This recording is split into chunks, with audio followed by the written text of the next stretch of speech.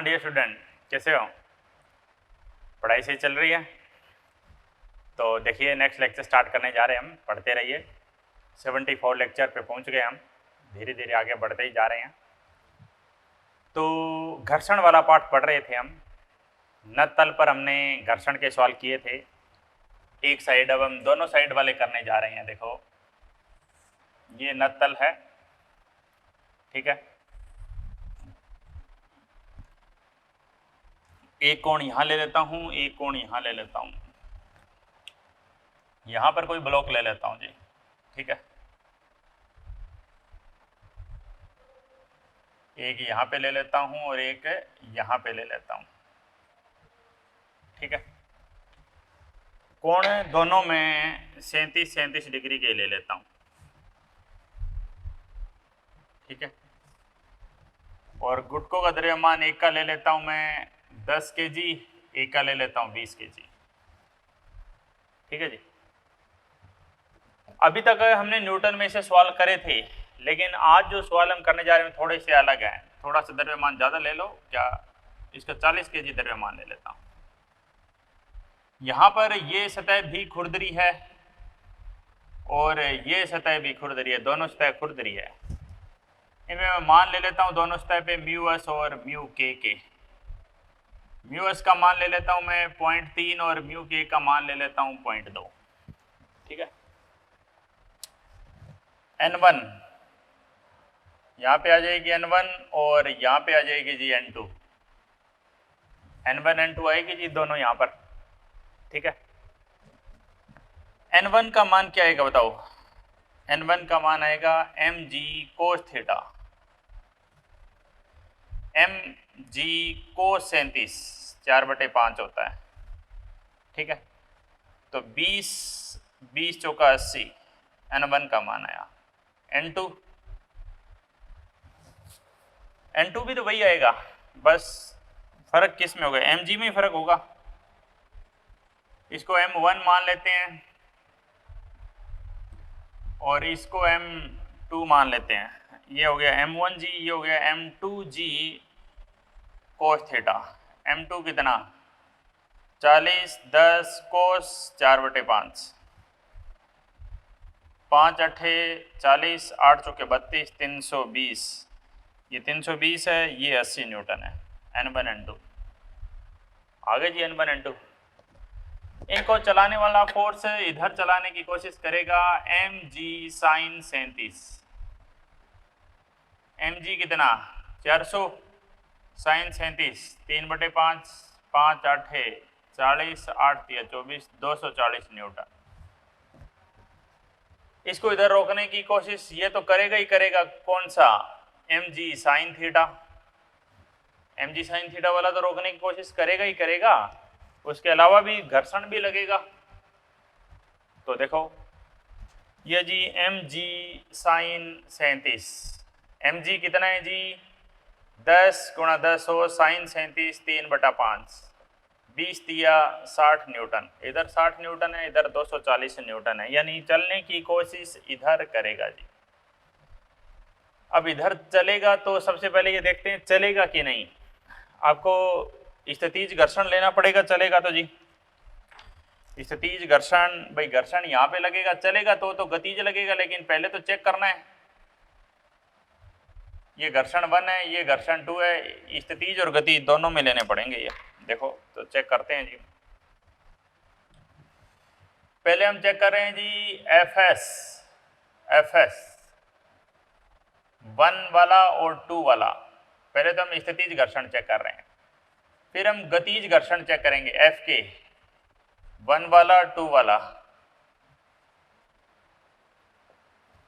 FS1 स्थितिज घर्षण 1 क्या है जी? Mu s into N1 mu s N2 mu के N1 म्यू के N2। म्यू एस कितना है जी? 0.3 और N1 कितना है जी? 80। 0.3 N2 कितना है जी? 320। म्यू के 0.2, N1 N2 देखो कितने हैं, N1 80 है और N2 320 है। ठीक है, तो यहां से कितना आया 8 3 24, ये कितना आया 3 दूनी 6 और 3 3 9 96, 8 दूना 16 और 32 दूना 64, ये मान आ गए जी। 8 3 24, 32, 3 दूना 6, 3 3 9, 8 दूना 16, 2 दूना 4, 3 दूना, ये मान आ गए जी सारे, घर्षण 1 घर्षण 2। वस्तु गति कब करेगी, सबसे पहली बात ये देखिए, वस्तु गति कब करेगी। वस्तु गति करेगी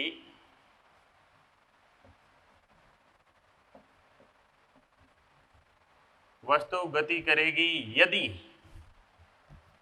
वस्तु गति करेगी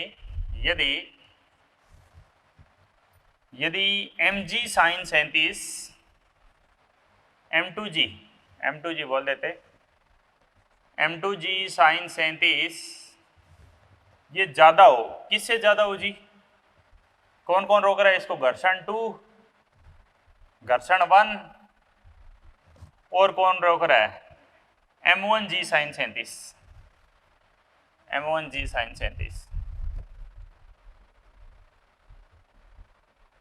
अगर ऐसा है तो गति जरूर होगी। m2g sin 37 कितना 240, घर्षण 1 कौन सा जी, चेक कर रहे हैं चलेगी कि नहीं, चेक कौन करता है, स्थितिज। घर्षण 1 24, घर्षण 2 96 और mg sin 37 60। तो देख लो कितना आ रहा है जी, क्या ये ज्यादा आ रहा है, देख लीजिए ज्यादा आना चाहिए। 4 और 6 10, आंसर 1, 6 और 2 8 और 1 9 और 9 18, 9 9 18, 180 हो रहा है जी, ये 180 और ये 240 है, इसका मतलब गति होगी, त्वरण होगा, त्वरण जरूर होगा। एक बात हमें समझ में आ गई है जी यहाँ से, तो इतने का स्क्रीनशॉट ले लो, बड़ा सवाल है ये, 2 पार्ट में जाएगा भाई, त्वरण तो जरूर होगा, ये बात तो हमें समझ में आ गई है। और जब ये काम था स्थितिज वाला, खाली चेक करने के काम आता है कि वस्तु की गति होगी या नहीं। जब वस्तु की गति हो गई तो आपको पता है कौन सा काम में आएगा, अब गतिज घर्षण हमें काम में आएगा।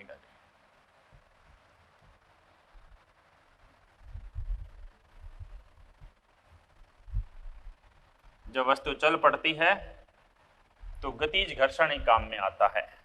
स्थितिज हमने चेक कर लिया, मैं यहां लिख देता हूं जी, यहां लिख देता हूं मैं, देखो F के गतिज घर्षण 1, F के गतिज घर्षण 2। गतिज घर्षण 1 कितना था 16 और गतिज घर्षण 2 कितना था 64। ठीक है जी, अब मैं इसको भी हटा देता हूं।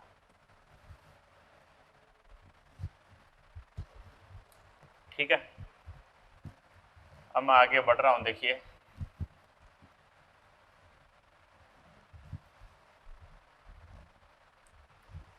अब मैं त्वरण निकालने जा रहा हूं जी। त्वरण m2g sin 37, m2g sin 37 minus f2 minus f1 और minus m1g sin 37 upon m1 plus m2।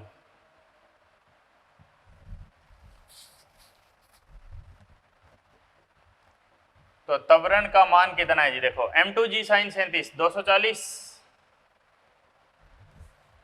f2, अब त्वरण के सूत्र में आपको पता ही है जी गतिज ही आता है, त्वरण के सूत्र में आपको पता है गतिज घर्षण ही आता है। 64 और 16, 64 16 60 बटे में 10 और 50, 10 और 40, 10 और 40 कितने हो गए जी 50, ऊपर कितना है आप बताओ 240 माइनस, ये सबको जोड़ दो, कितने हैं ये 6 और 4 10, असल 1 6 और 1 7, 7 और 4 है ना 6 और 1 7, 7 और 6 13, अरे 14, 140 आने चाहिए ना, देख लो। 60 और 60 120, 124 और 16, 24 अच्छे 30 10 40, सही है जी। 240 माइनस 140, 100 बटा 50, 2। त्वरण आ गया जी 2 मीटर पर सेकंड का स्क्वायर, ये त्वरण आ गया जी। त्वरण आपके पास आ गया है 2 मीटर पर सेकंड स्क्वायर। तो अब आपको क्या करना है, त्वरण जब आपके पास आ गया है तो अब आपको क्या करना है ये समझ लीजिए। तो त्वरण आने के बाद आपको अब लिखना है तनाव का फार्मूला। ये टी है, ये भी टी है। तो ये नीचे जाएगा जी इधर, इसका त्वरण इधर है, ये ऊपर जाएगा जी, इसका त्वरण ऊपर है। नीचे जाएगा, कौन लेके जाएगा जी इसको, 240। रोकेगा कौन, टी। चलाने वाला फोर्स माइनस रोकने वाला फोर्स। और कौन रोक रहा है इसको, घर्षण बल F2, वो भी कौन सा, गतिज घर्षण वाला। जिस पे समीकरण लिख रहे हैं उसका द्रव्यमान गुणा त्वरण, एक समीकरण तो ये लिख दीजिए। तो देखो इसको सोल्व करो। 240 माइनस टी, F2 के कितना 64, 40 ए कितना, त्वरण कितना आया था 2। तो देखो 240 माइनस टी बराबर 40 दूना 80 प्लस 64, ठीक है। टी का मान आ गया जी 240 माइनस 4 और 8 और 6 14, 144, ये टी का मान आ गया। 10 माइनस 4 6, 3 माइनस 4 13 माइनस 4 9, 96 न्यूटन। 6 4 10, 9 और 1 10 और 4 14 और 1 1 2, 144 न्यूटन आंसर आ गया जी। बात समझ रहे हो अभी मेरी, आंसर 144 न्यूटन आया। ये हमने समीकरण लिखी थी 40 केजी वाले पे। अब मैं समीकरण लिख रहा हूं जी 10 केजी वाले पे। कहां जा रहा है जी 10 केजी वाला, ऊपर जा रहा है।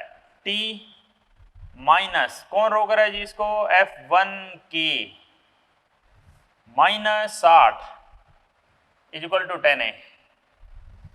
टी माइनस F1 के minus 60 equal to 10A। T F1 के कितना 16, 60 10 ए कितना 2।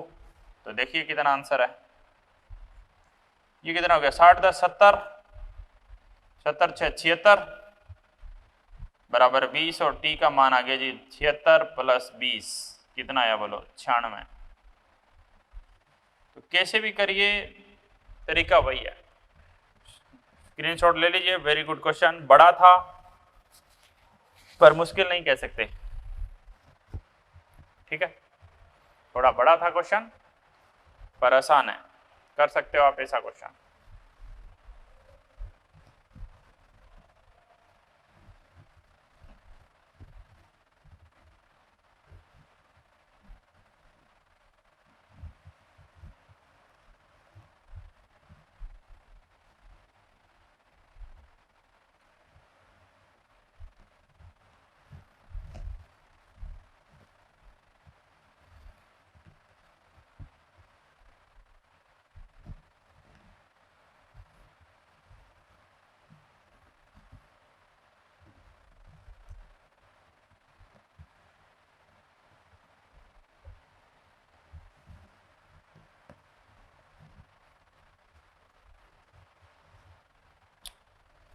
ठीक है, कोई कंफ्यूजन नहीं है, ठीक है आगे बढ़ जाइए।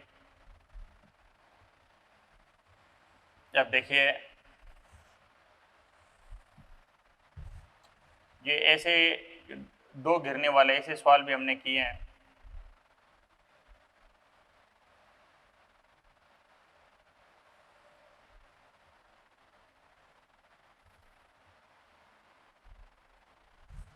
एक गिरनी यहां से जा रही है और फिर वो यहां से जा रही है, देखिए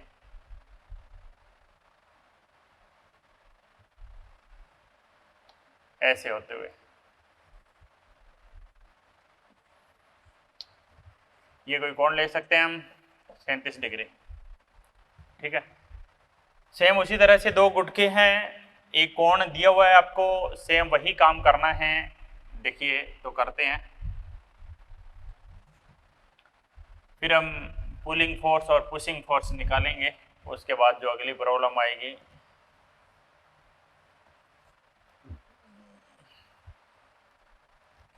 करेंगे हम। पहले मैं इसका सवाल करा देता हूं। देखो ये मैं बोल रहा हूं कि मैं ले लेता हूं जी 30 केजी ले लेता हूं और ये मैं 10 केजी ले लेता हूं। ठीक है, ये 37 डिग्री का कोण ले लिया। घर्षण यहां पर भी है और घर्षण यहां पर भी है, दोनों में से एक जगह भी दे सकता था, दोनों जगह भी दे सकता है। ठीक है, मैं चलो सवाल को थोड़ा सा सिंपल कर देता हूं, मैं कह देता हूं यहां पर घर्षण नहीं है, यहां पे घर्षण है ही नहीं, यहां पर म्यू 0 है, लेकिन यहां पर म्यू दिया हुआ है, म्यू एस और म्यू के दोनों दिया हुआ है जी। म्यू एस दिया हुआ है 0.3, म्यू के दिया हुआ है 0.2। त्वरण बताओ, त्वरण होगा क्या, देखते हैं।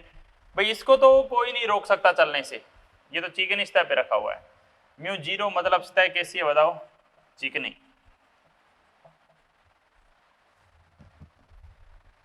इस पर इस दिशा में बल लगेगा, कितना बल लगेगा बताओ, mg sin 37, mg कितना 30, g कितना 10, 300 sin 37 क्या 3/5, 5 छिका 30, 60 तिया 180 न्यूटन, 180 न्यूटन का बल इधर लगेगा। कैसे पता चलेगा गति होगी कि नहीं, इधर तनाव है जी T, पीछे घर्षण बल लगेगा जी F, तो mg sin 37 अगर बड़ा हो जाए किसे, mg sin 37 बड़ा हो जाए किसे, भाई ये तो आराम से चल पड़ेगा जी, सिर्फ किससे बड़ा हो जाए, स्थितिज घर्षण से, तो चल जाएगा, चल जाएगा कि नहीं, और तो कोई रोक ही नहीं रहा है। तो देखो ये गति करने के लिए, गति के लिए अगर वहां पे घर्षण होता तो मैं उसका घर्षण भी लेता। mg sin 37 कितना है 180, स्थितिज घर्षण क्या है जी, स्थितिज घर्षण निकालो, Fs mu s into N, फिर एफ के निकालना है म्यू के इंटू एन, इसलिए पहले एन ही निकाल लो। एन यहां पर कितनी आएगी, mg cos थीटा, mg कितना 30, 300 को 37 क्या 4/5, 5 छिका 30, 6 चौका 24, 240 आएगा जी एन का मान। म्यूएस कितना था बताओ, म्यूएस था जी 0.3 इंटू में 240, तो 72 न्यूटन आया जी। म्यू के 0.2 इंटू में 240, तो 48 न्यूटन, और चलाने वाला कितना है जी 180, रोकने वाला कितना है 72, यानी गति तो होगी, त्वरण तो होगा। ये बात तो हमें समझ में आ गई कि वस्तु गति तो जरूर करेगी। जब वस्तु गति जरूर करेगी तो देख लीजिए अब ये बात आप, वस्तु गति जरूर करेगी तो सबसे पहले त्वरण पर काम करते हैं। तो त्वरण क्या होगा जी, उधर जाएगा mg sin 37 माइनस गतिज घर्षण, और तो कोई बल है ही नहीं रोकने वाला, इसका बल तो 0 है, अपॉन m1 प्लस m2 ले लीजिए, इसको m2 ले लीजिए, इसको m1 ले लीजिए, ये m1g sin 37 बोल दीजिए आप इसको, m1g sin 37, m1 कितना 30 और m2 कितना 10, m1g sin 37 की वैल्यू कितनी आई है 180 न्यूटन, गतिज घर्षण कितना आया था 48 न्यूटन, त्वरण कितना आएगा 30 और 10 40, 10 माइनस 8 2, 10 माइनस 8 2, यहाँ पे बचे 7 माइनस 4 3 और 1, ठीक है 8 2 10, 4 3 7 और 1 8, 132/40, 132 यानी 2 से भाग दूं, 4 से भाग दे दूं, 4 4 तिये 12 बच गया 1 और फिर 4 तिये 12, 3 चौके 12, 3 चौके 12 एक 13, नीचे 10। तो त्वरण का मान आ गया जी 3.3 मीटर पर सेकंड स्क्वायर। ये त्वरण है, 33/10 भी बोल सकते हो। ठीक है, अब मैं इस पे समीकरण लगा के देखता हूं जी क्या तनाव आ रहा है उसी तरीके से। ये अलग ही सवाल है, ये बाद में करेंगे। सबसे पहले तो कहाँ जा रहा है, mg sin 37 नीचे जा रहा है, माइनस गतिज घर्षण minus t equal to ma। एक समीकरण तो ये हो जाएगी। mg sin 37 कितना है 180, गतिज घर्षण कितना है 48 माइनस t बराबर 30, a कितना 33/10। तो 180 माइनस 48 करोगे तो 132 आएगा, ये दशमलव नहीं है। 132 माइनस टी और इसको ये काटोगे तो 33 या 99 हो गया। तो टी का मान आएगा जी 132 माइनस 99, 9 11 12 में से 9, 9 और 3 12, 12 में से 9 गया 3, ठीक है, 9 3 12, 9 और 3 12 और 1 13। तनाव का मान आया जी 33 न्यूटन आया। अब इस सवाल से देखें, इस सवाल से भी तो तनाव आएगा, टी इधर जा रहा है जी। तो देखो तनाव टी माइनस रोकने वाला बल 0 इक्वल टू m2 है।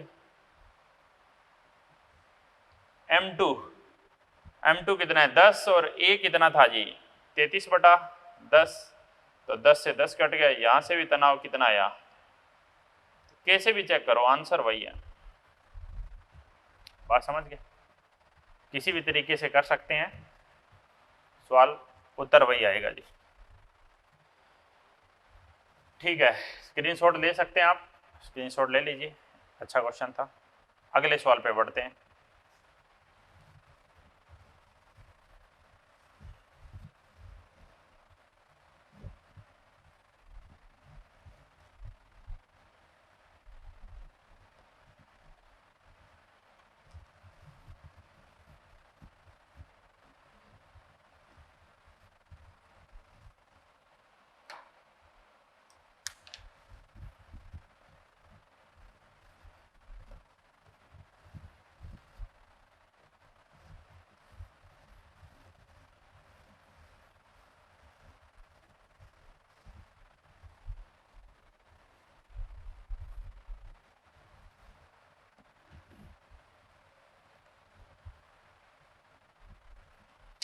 अगला कंसेप्ट क्या है, अगला कंसेप्ट देखिए कि दो सिचुएशन होती है जी। एक बार तो हम किसी ब्लॉक को पुल करते हैं, एक बार पुश करते हैं, लेकिन उससे भी पहले मैं चलो आपको एक चीज और बताता हूँ। दो कोण आते हैं, लिखो।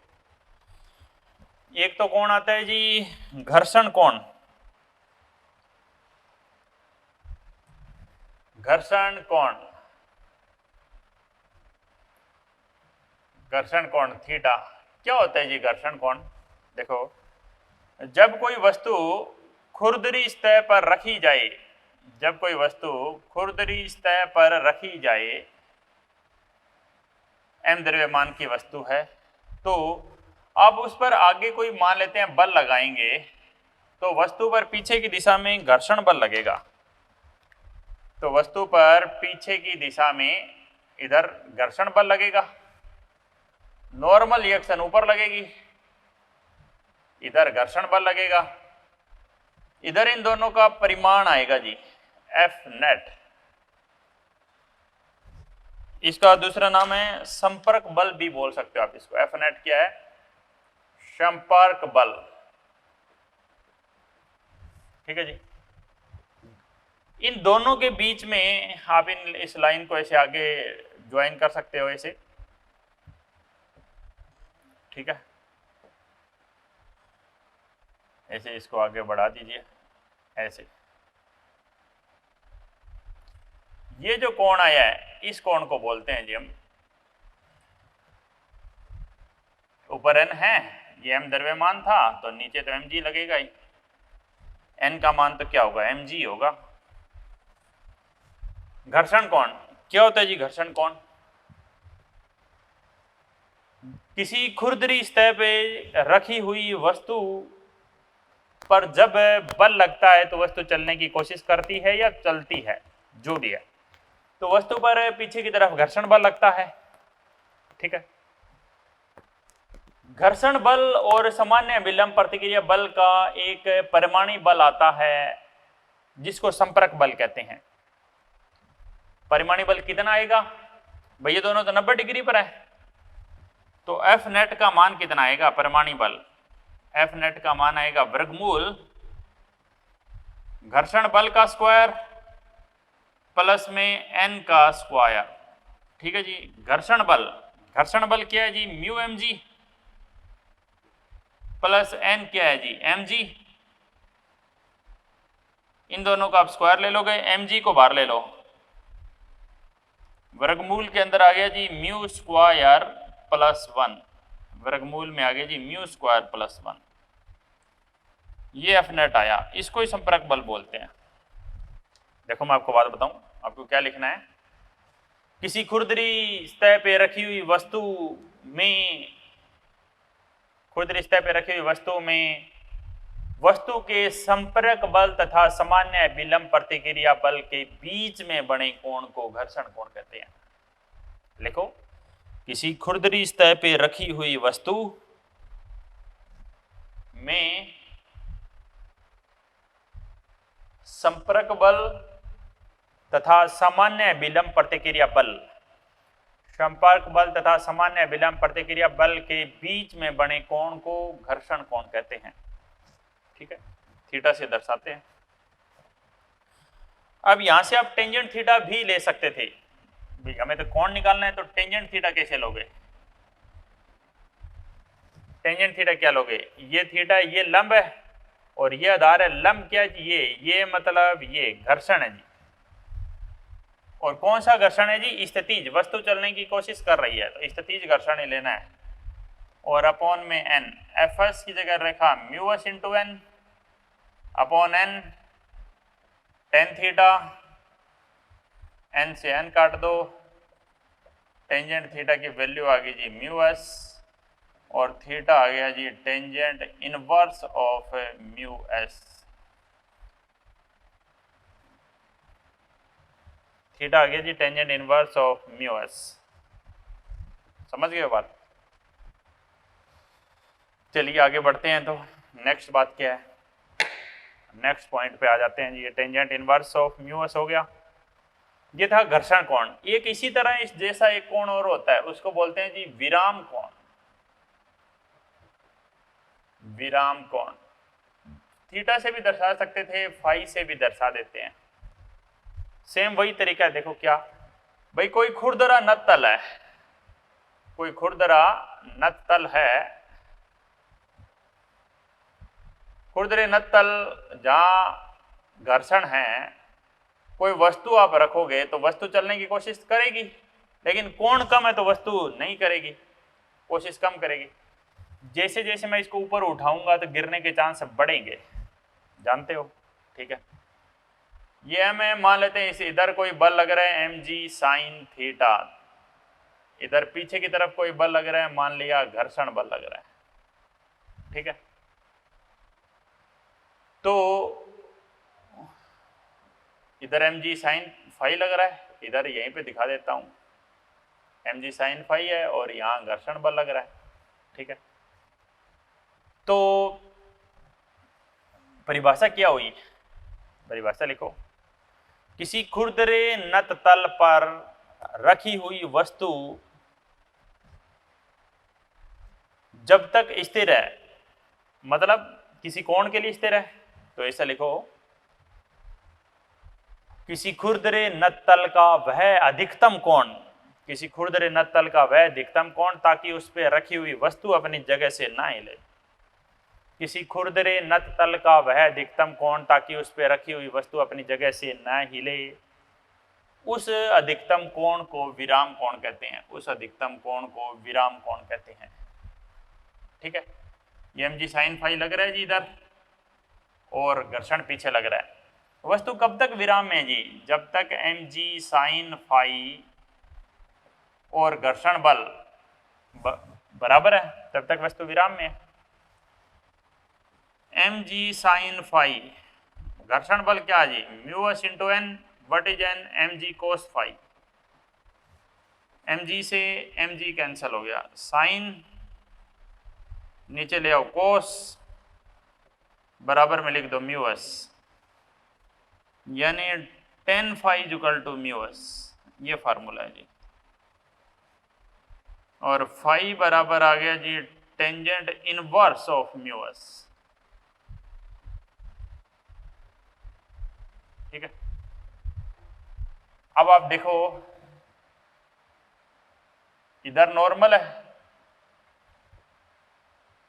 ठीक है, इधर घर्षण बल है, तो संपर्क बल कहां हुआ? संपर्क बल हुआ जी इन दोनों का परमाणु बल, इधर ये संपर्क बल हुआ। इंपॉर्टेंट बात बता रहा हूं, ये संपर्क बल हुआ। आपसे पूछ लेता संपर्क बल कितना है इस स्थिति में, देखना कितना आएगा। देखिए इधर mg होता है, ये कौन होता है? ये कौन है? ये कौन है? ये कौन है? ये कौन है? पिछली बार भी यही था, संपर्क बल और नॉर्मल के बीच कौन? इस बार भी वही है, संपर्क बल और नॉर्मल के बीच कौन?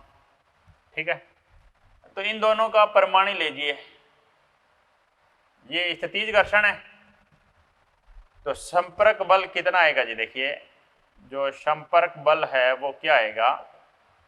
वर्गमूल n का स्क्वायर प्लस स्थितिज घर्षण बल का स्क्वायर। ठीक है, n कितना है जी? n mg कोस थीटा का स्क्वायर। अब सुनना ध्यान से, स्थितिज घर्षण, वस्तु विराम में है, वस्तु चल नहीं रही है। वस्तु जब विराम में है तो आरोपित बल स्थितिज घर्षण बल के बराबर नहीं हो जाएगा क्या? भाई वस्तु चली नहीं है तो आप Fs की जगह आप मान लिख सकते हो mg साइन थीटा या फाई, जो भी है, mg साइन Fs की जगह लिख सकता हूं मैं mg साइन। जब वस्तु नहीं चलती है, जब वस्तु नहीं चलती है तो स्थितिज घर्षण बल आरोपित बल के बराबर होता है। यह आरोपित बल समझ लीजिए, कैपिटल F। तो mg कॉमन ले लिया स्क्वायर के साथ, अंदर आ गया जी कोस स्क्वायर फाई प्लस में साइन स्क्वायर फाई। mg को बाहर ले लो, अंदर cos square plus sine square 1 और 1 का रूट तो 1 mg। ये संपर्क बल है।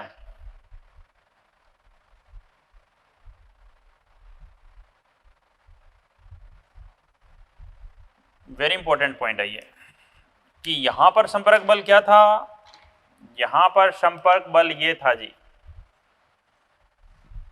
यहां पे संपर्क बल ये था और यहां पर संपर्क बल ये है। ठीक है, समझ गए हो? क्योंकि ये क्षैतिज पे है और वो खुरदरे पे है, बस इतना ही फर्क है। यहाँ घर्षण म्यूएस n2 में n mg है, वहाँ n की जगह कोस आ गया बस। ठीक है, ये बहुत इंपॉर्टेंट बात है कि इस स्थिति में जो संपर्क बल है n नहीं है, n तो mg कोस थीटा ही है। संपर्क बल, इस संपर्क बल का मान कितना आया है? mg आया है। वेरी इंपॉर्टेंट, खुरदरे नतल पर रखी हुई वस्तु का संपर्क बल mg होता है, सिर्फ mg। स्क्रीनशॉट ले लीजिए, ले लिया जी स्क्रीनशॉट। बढ़ जाते हैं जी आगे, देखो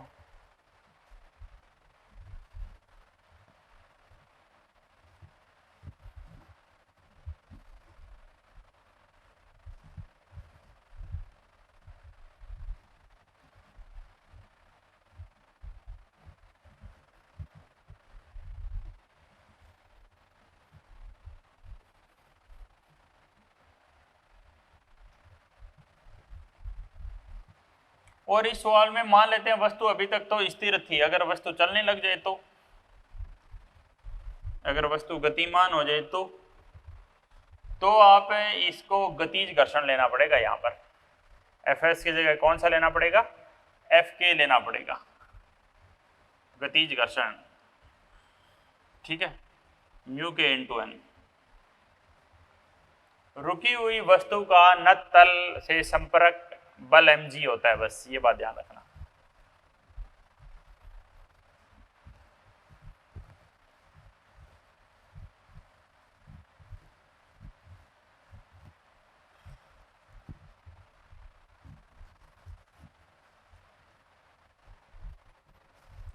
ठीक है जी, आगे बढ़ें। नेक्स्ट देखिए, तो अब दो प्रकार के बल होते हैं। एक बल वो होता है जो धक्का देता है, एक बल वो होता है जो खींचता है। ये एक वस्तु है जी m द्रव्यमान की, ठीक है। एक डायग्राम यहाँ में बनाते हैं। ये एक वस्तु है जी m द्रव्यमान की, ठीक है। अब पहले तो आप मान लेते हैं इधर आप खींच रहे हैं इसको F बल से, F बल से आप खींच रहे हैं किसी कोण थीटा पर। पहले तो मैं ये समझाता हूं, देखो खींच रहे हैं तो आगे की तरफ कौन सा बल लगेगा, F कोस थीटा। ऊपर की तरफ क्या लगेगा, F साइन थीटा। और ऊपर कौन है, N, और नीचे कौन है, mg। और खुरदरी स्थित है तो पीछे कौन लगेगा, घर्षण। म्यू दिया हुआ है, सिर्फ म्यू के, म्यू एस कुछ भी नहीं दे, कई बार सिर्फ म्यू दे देता है।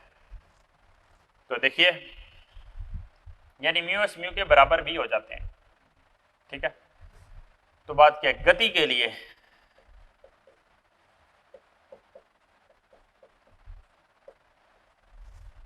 क्या करना पड़ेगा, F cos थीटा बड़ा होना चाहिए किससे, घर्षण से। F cos थीटा कौन सा घर्षण से बड़ा होना चाहिए, स्थितिज घर्षण से बड़ा होना चाहिए। स्थितिज घर्षण क्या है जी, म्यू एस भी म्यू ही है। एन कितना, ऊपर एन है, और कौन है ऊपर, एफ साइन थीटा, और नीचे कौन है, एम जी। तो एन का मान कितना आया, m g minus F sine theta. F cos theta mu N का मान आया m g minus F sine theta. F common ले लिया, कोस थीटा ये इधर आएगा प्लस के साथ, mu sine theta mu m g. तो एफ का मान कितना आया, एफ न्यूनतम, एफ पहले सीधे लिख दो, गति के लिए एफ क्या होना चाहिए, बड़ा होना चाहिए किससे, म्यू एम जी बटे में कोस थीटा प्लस में म्यू साइन थीटा। ऐसा होना चाहिए कि नहीं। अब बात है जी, आपने थोड़ी देर पहले पढ़ा, उसका प्रयोग करिए। आपने पढ़ा था tangent theta is equal to mu, तो आप ऐसे लिख सकते हो म्यू बाई 1, लिख सकते हो कि नहीं, म्यू बाई 1, ठीक है। तो अब आप क्या लिखोगे जी, यहाँ पर टेंजेंट थीटा हो गया म्यू बाई 1। यहाँ से आप इसको ऐसे बना सकते हो, ये थीटा है, ये म्यू हो गया, ये 1 हो गया, तो ये क्या आएगा, म्यू स्क्वायर प्लस 1। आएगा कि नहीं, आएगा। तो देखो इसको दूसरे को एक बार हटा देता हूँ, इसी को ही बता देता हूँ पहले। भाई बेसिक रिजल्ट तो यही है भाई, आपको न्यूनतम कितना बल चाहिए, आपसे पूछ ले कम से कम बल कितना चाहिए गति के लिए, mu m g cos theta plus में म्यू साइन थीटा, और म्यू की जगह आप क्या लगा सकते हो, म्यू की जगह आप म्यू एस लगा सकते हो, ठीक है। अब देखो एफ बड़ा है म्यू एस एम जी से, कोस थीटा, यहां से कोस थीटा का मान क्या आएगा बताओ, कोस थीटा का मान आएगा mu upon mu square plus 1 आएगा, रूट अंडर कोस थीटा का मान क्या आएगा, ना म्यू नहीं आएगा, इसमें 1 आएगा, plus mu S sine theta का मान क्या आएगा जी, साइन थीटा का मान, साइन थीटा पर लंब बटे करण, म्यू की जगह म्यू एस ही लेना है। बता ही दिया बात ही आपको, ये म्यू ही है, या म्यू एस ले लो या म्यू ही ले लो, दोनों जगह। समझ गए? ठीक है, ये सारी जगह या तो म्यू ही ले लो या म्यू एस ले लो, एक ही चीज है जी। एफ बड़ा है जी म्यू एम जी से। लघुत्तम कितना आया? म्यू स्क्वायर प्लस 1 आया, ऊपर आया जी 1 प्लस म्यू स्क्वायर, और नीचे क्या है? रूट। इसको सोल्व कर सकते हो, mu m g, mu m g, और ये क्या है जी? ये जी म्यू स्क्वायर प्लस 1 की 1 पावर, और नीचे है जी म्यू स्क्वायर प्लस 1 की आधी पावर, यानी आप इसको ऐसे लिख सकते हो, एफ म्यू एम जी, और यहाँ आएगा जी म्यू स्क्वायर प्लस 1 की आधी पावर। ये फाइनल फार्मूला आ गया जी। और यहाँ क्या लगा सकते हो आप? एस लगा सकते हो। ठीक है, ये फाइनल फार्मूला हो गया जी। समझ गए? नोट कर दीजिए, स्क्रीनशॉट ले लीजिए, इंपॉर्टेंट बात थी। आप क्या कर रहे हो? आप खींच रहे हो, पुल फोर्स होता है खींचना, मतलब न्यूनतम क्या वस्तु की गति के लिए न्यूनतम आवश्यक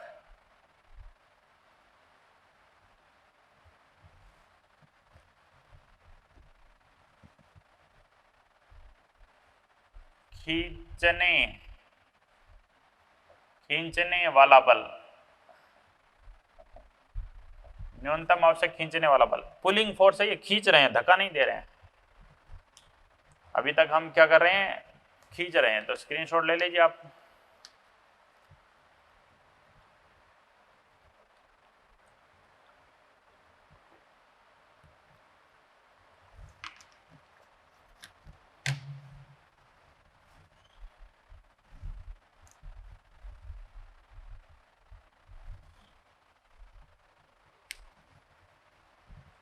अब बात समझिए, अभी तक खींच रहे थे, अब देखो क्या करते हैं। अब हम धक्का देते हैं तो क्या होगा?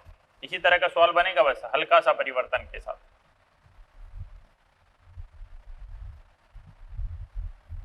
बिल्कुल हल्का सा परिवर्तन आएगा।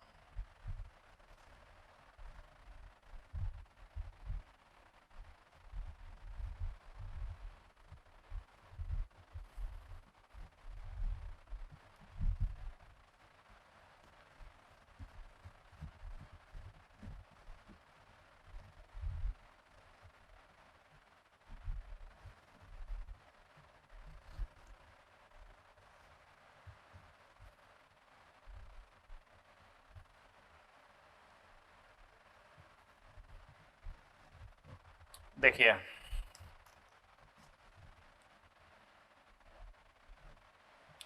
पीछे लगेगा जी घर्षण बल, आगे mg लग रहा है। आज हम क्या कर रहे हैं जी? हम इसको धक्का दे रहे हैं जी। ठीक है, ये दो घटक आ जाएंगे जी। ये कोई कोण थीटा है, हम इसको यहां से धक्का दे रहे हैं किसी बल F से, तो एक घटक ऊपर आएगा F कोस, एक नीचे आएगा F साइन। ठीक है, ऊपर n नीचे mg। तो देखो n का मान क्या होगा जी? mg प्लस में F साइन थीटा होगा। पिछली बार माइनस हो रहा था, इस बार प्लस होगा, बस इतना ही फर्क है। तो वस्तु को गति के लिए, गति कब होगी? गति के लिए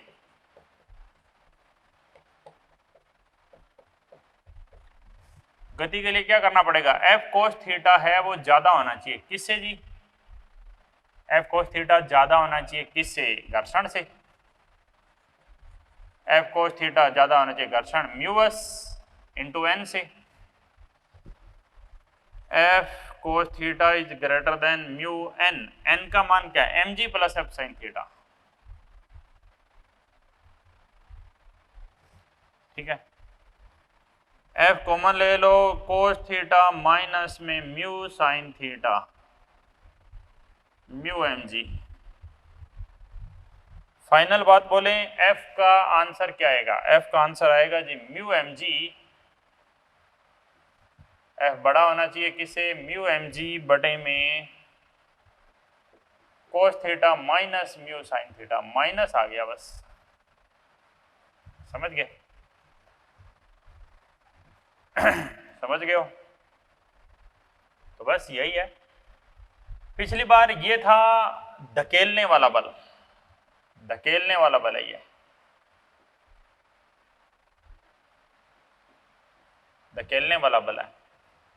और थोड़ी देर पहले आपने किया था खींचने वाला बल, वो क्या था बताओ? खींचने वाला बल आया था म्यू एम जी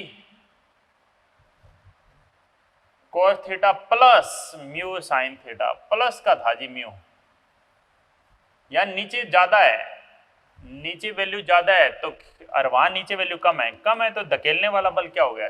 ज्यादा।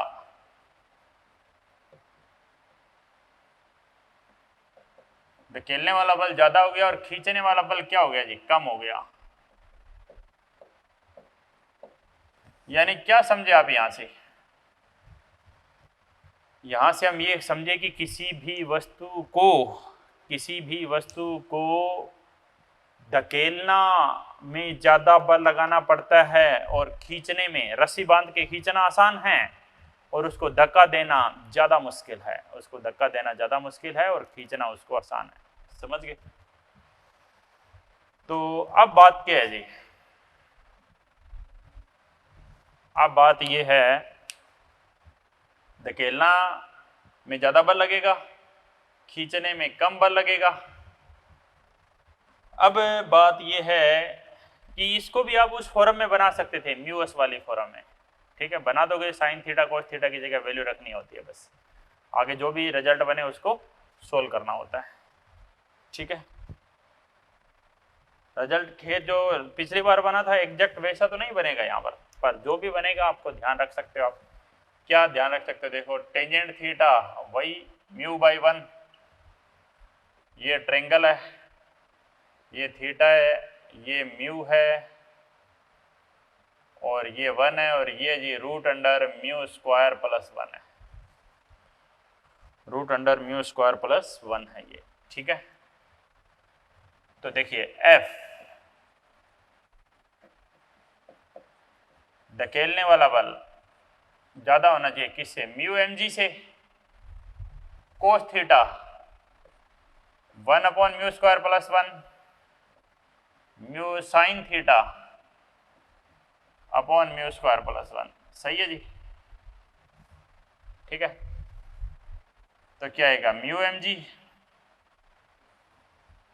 रूट ले लीजिए, रूट लिया, यहाँ पे क्या आएगा? 1 माइनस म्यू स्क्वायर आ गया। ठीक है, अब आप इसको फाइनलाइज बोल सकते हो। F greater than mu m g root under mu square plus 1, और यहाँ आएगा जी 1 माइनस म्यू स्क्वायर,